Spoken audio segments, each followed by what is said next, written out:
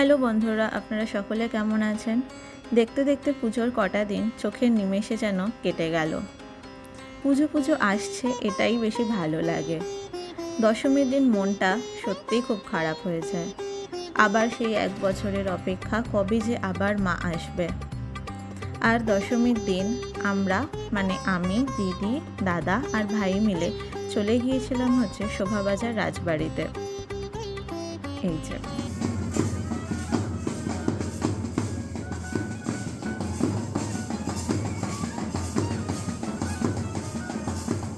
সেদিন বাইরে কিন্তু তুমুল ঝড়ে বৃষ্টি নেমেছিল, এই দেখুন।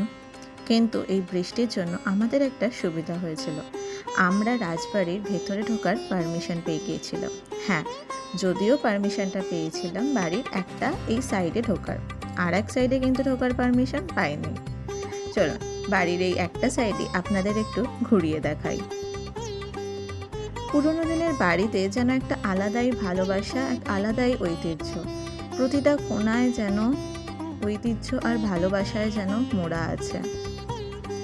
ঘরের ভেতর থেকে ঘর, তার মাঝখান থেকে আবার এই সিঁড়ি, আলাদাই এক অনুভূতি ছিল সেটা। আর এই যে এটা হচ্ছে ঠাকুর দালান।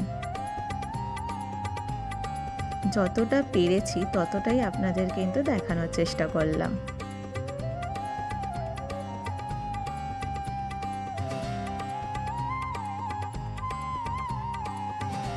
এবার মায়ের বাড়ি ফেরার পালা।